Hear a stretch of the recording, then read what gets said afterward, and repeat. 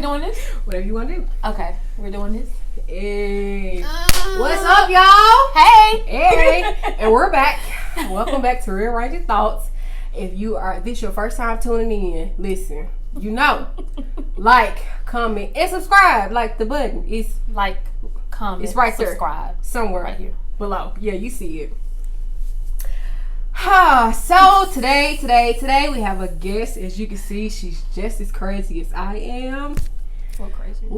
Just a little bit. Not too much. See what I'm talking about? I don't get a check yet. See. So before we get started, y'all check out the shirt. You see it? It says Black See, I can't even talk right now. Privilege. Black privilege. Yeah. That's what it says, Black privilege. So shout out to Humble Flourish brand for this shirt. I absolutely love it. And look at the color. It just looks so amazing. It's popping. Popping. Okay? Melanin popping. Yes. Lip gloss popping. Boom. Shirt popping. Oh, girl. Come you on. keep me on and popping. Yeah. Come on, Chris. Yeah.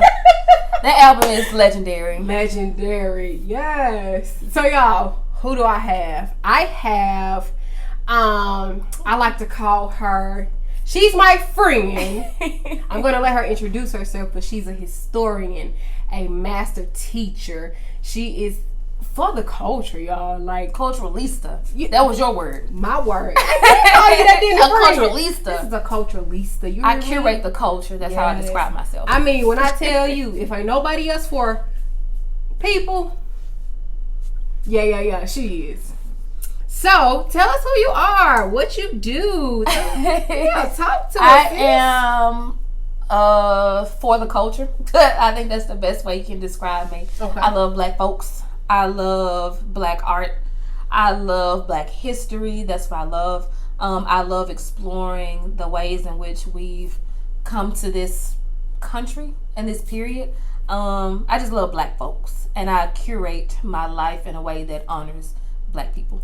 You gonna tell the people your name? Oh, okay, yeah. So my name is Ziara. That's Ziara. People call me Z, so she's Ree and I'm Z. We've been friends like 20. No, not 20 years. Maybe about 17 or 18. 17, 18 years. 7th, 8th grade. Yeah, it's been that long, ain't it? It's been that long with some old biddies, the Golden Girls. So that's who I am. I'm a teacher. I love to train teachers. I love culturally relevant education. So not only talking about Black culture and benefiting from Black culture, but actually teaching children Black culture. So that's who I am. Let me stop touching my face. It's COVID. COVID-19. Okay. Let's get this party started. She is being so modest. My girl is a master teacher. I don't know if y'all know what that means, but go and look it up, okay? When I say somebody who can teach your kids from here to Saturday, listen, y'all don't stand a chance with my girl. And she's a historian. When I say can spit some facts, listen, we both majored in African American studies, but honey, I don't hold a candle to her. Like, I appreciate it. She spit some facts. I'd be like, sis, did I pay attention in class that day? Like, what happened? What I missed? Like, so listen. My undergrad degree is in African American Studies and History. I'm a social studies teacher by trade, but I'm a historian at heart. So I love looking up just random facts about how great our people are and what they've contributed to this country. So I try to impart that on my students. And she got a master's degree too. I do have a master's. Yeah, she being nice. I told y'all. I love museums. I love visiting museums. That's what I do. I take history teacher field trips, and I just want to see the world and impart that onto other people. Like, travel, sis, travel, bruh. Like, it's out here for us. It's our birthright to travel and travel freely. But we'll get into that when we get into these topics. Okay, so now y'all saw the shirt. Y'all has heard what she had to say, so you probably can kind of guess what we got to talk about today. But if you have not, we are talking about being Black in America. Black Americans, Black diaspora, Black nations, Black children, Black love, Black joy, all of it. being black in America and what does that mean from her perspective.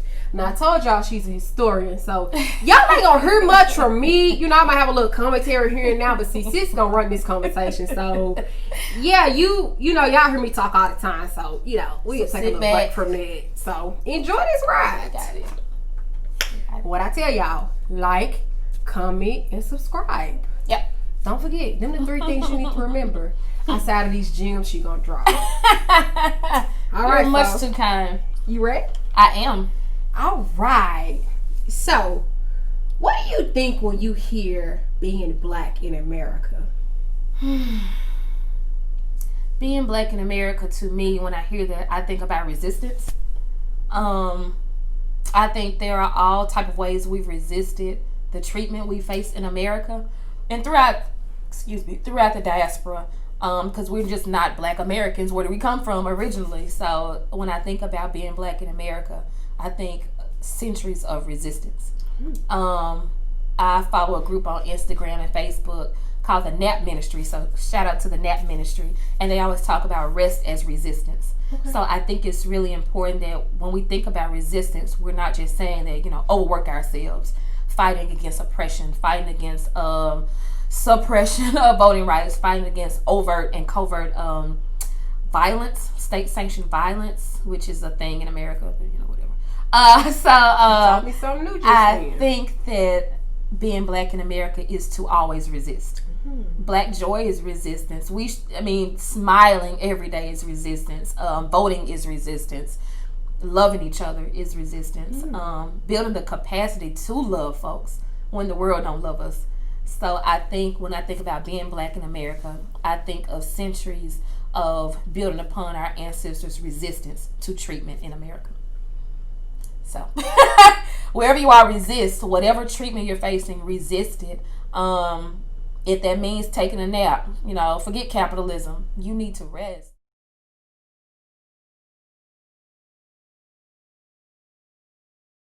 Your mind and your body is not as optimal if you're not well rested. There was an article in the New York Times a few years ago that talked about the sleep patterns of our ancestors. They were always really light because at any moment you have to run. You have to get your gun. Don't believe the narrative that black people were just, you know, these passive people who were scared. They were assertive and they protected their communities. But how does that then impact rest? So if I'm living in antebellum Louisiana, I can't fully rest because I'm always on somebody needs this done. So how does that impact your life cycle? What does it feel like when you're not rested now in 2020? So what you're trying to say is we are being passed down learned behaviors. Learned behaviors, forced behaviors. And some of this stuff is structurally in our DNA at this point. Like, you know, it's passed down. Trauma is passed down. They're always compared to like the survivors of the Holocaust and how their children have these things in their DNA that have been passed around. Trauma is passed from generation to generation. So if we think about that with the Holocaust, which is in the 40s, how do we go back and then trace that to people from centuries ago and say, well, black people are just crazy. They're just lazy. These things are passed down. They're trauma responses to oppression and pain and violence. So I think resting is a form of resistance. So this, you know, go hard culture, I don't need no sleep, I don't need no, you're doing your ancestors a disservice. So rest, people. Resist in any type of way that brings you black joy, because we've been denied that for so long. Okay, y'all. So when I think of being black in America, I think of sheer resistance. If that means becoming violent, I advocate for that too. Because resistance, the feeling of being wholly human, is something that has been denied to us for so long. Because there is don't such cry. Thing. Don't just forgive people automatically. When Charleston happened, I won't even say his name, jackass. But when he killed those people in that church, the first response for some of them, and I'm not judging them because I've not been in that situation, but from some of them was like, even before the church was cleaned out, I forgive him. Why? why grief is a process. Absolutely. It's like 7 stages. Yeah, I think it's the first one is like 7. denial. Mm-hmm. Like you skip all those stages because you're taught that, you know, the news cameras are on us. You need to just do this, just forgive them. It doesn't work like that. And I think that skipping those phases, that is to deny me my full humanity. Mm-hmm. And I think that is one thing that blacks have faced at every point. Deny humanity, being denied humanity. Can't grieve, can't be angry, can't do this, can't do that. I think that is to deny me myself being a full human. So resisting at every point is what I think African Americans in this country should be doing. So I hear you say denying me my right to be a full human. Mm-hmm. Would you equate that to 3/5 of a man? The 3/5 compromise is more about economics. Okay. But I like that you referenced that because a lot of people are like, you know, it's just 3/5 of a human. It was done for taxation and representation purposes. Mm-hmm. From the South. It's from the South's point of view. So I do feel like we're not fully given the rights as humans, because no matter what black people do, it's always, well, you should have done this. Mm-hmm. You can't get mad in front of white people. Mm-hmm. But why not? Like, why can't we live fully and be our full selves? Mm-hmm. Why do we always have to have this mask on at all times? Centuries ago, that's because you didn't want to die. Mm-hmm. I can't show, you know, Mr. Charlie I'm mad, because that will come back as a repercussion, whether it's economic or violence. So one of my favorite poems is by Paul Laurence Dunbar, We Wear the Mask. So he talks about wearing this mask and hiding who you really are. And that, to me, makes people sick. Mm. That's schizophrenia. Mm. That's that W.E.B. Du Bois, like, you know, behind the veil. I have to be this person in order to survive. Mm. But what does that do to you mentally? I can't be myself. It destroys you. And then you try to figure out, well, who am I? Because without this white gaze, who am I? Who can I be in my community? Is my community safe to be who I am? You know, but when your things are tied to white money, capitalism, and fear and threats of violence, I have to be who they want me to be. Mm-hmm. So resistance is really important to me. Okay. Well, I'm assuming that with this next one, we're going to get something really juicy. Perhaps. Yeah. So my next one. What is your perspective on the current climate as it relates to black people? The current climate right now in 2020, burn it all down. Like, you know, this, I think we're at a moment of, a continued moment of reckoning. Mm-hmm. Because this country has so much blood on its hands for our people.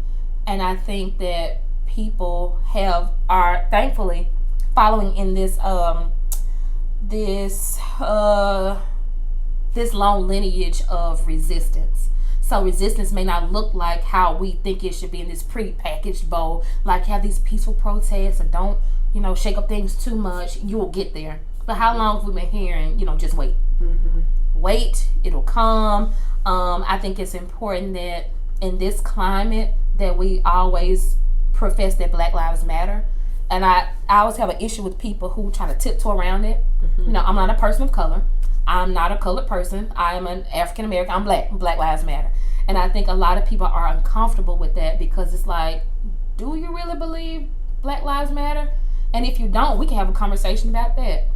But I think it's important that we are constantly saying my life matters, black art matters, mm-hmm. black women matter, black men matter, black trans lives matter, however you want to be black, all black lives matter. And I think we have to be honest about that. So in this current climate, it's infuriating because it's every day. It's every day. Somebody is being killed, assaulted, maimed, humiliated, lynched. Like one of my favorite images, I won't say favorite image, that's a bit much, but one of the most iconic images is from the NAACP. That banner, a man was lynched today. So mm-hmm. a lot of people don't know that. They ran that for years, mm-hmm. but in the late 30s, the building they were running out of, the NAACP, they were threatened with eviction.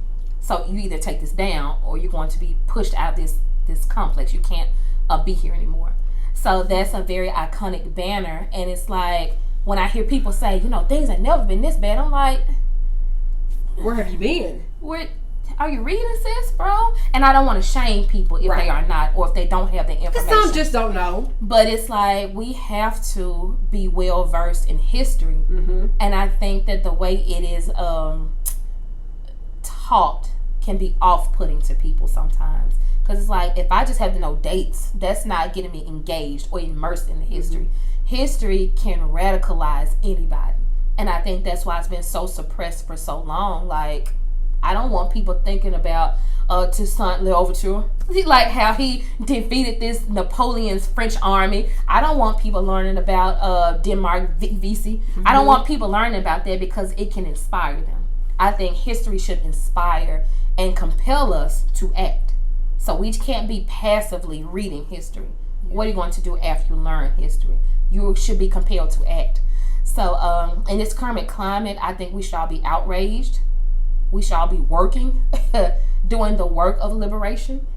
And that work could look totally different. Thinking of that, because, everybody's, if you're not protesting it. I think people have to understand, people have to do things that is in support of the movement from their vantage point.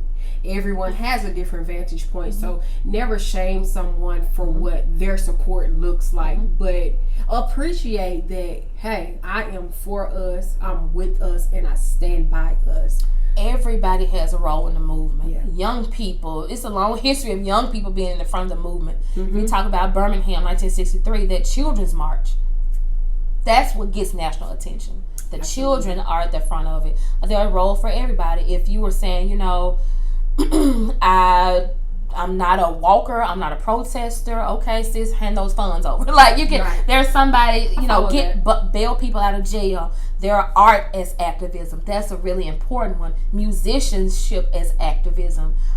During these, you can go back to the antebellum South. Your voice as an instrument to inspire these protest songs. We need everybody involved in these movements. So I feel like sometimes it's a cop-out for some people. Mm-hmm. Well, I can't march, so I just won't do anything. Now is not the time to cop out. Mm-hmm. Now it's time to lean in, check in, and really let's get free. Let's get free. Like, we don't have time to sit back and check out and say, well, me and my family are good. Yeah. We live at this place. Yeah. I've never experienced racism. But you have, though. Like, there's redlining. There are certain places you can't even live. Can you get a mortgage? Why not? Why can't you live in this neighborhood? Why can you not feel safe when you see the police behind you? Yeah. Those are trauma responses because we see these things. So when I think about the things that are happening with Black America, it's systemic. A Band-Aid will not fix it. You just can't say, a lot of these companies are releasing, we stand in solidarity. What are you doing, though? Exactly. Let me see what your board looks like. Right. What does that board look like? Because what are your hiring practices? Oh, and yeah. Let's not even start there. My name is Ziera. Mm-hmm. Would you hire me?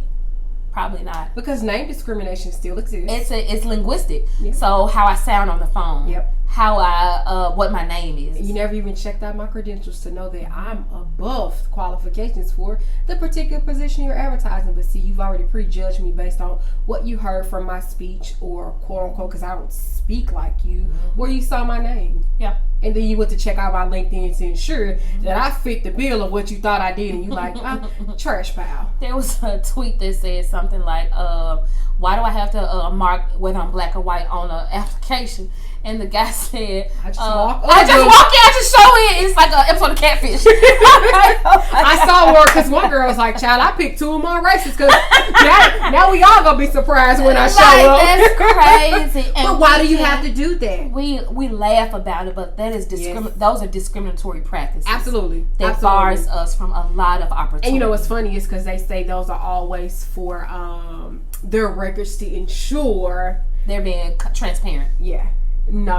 I've never believed that notion. But, okay.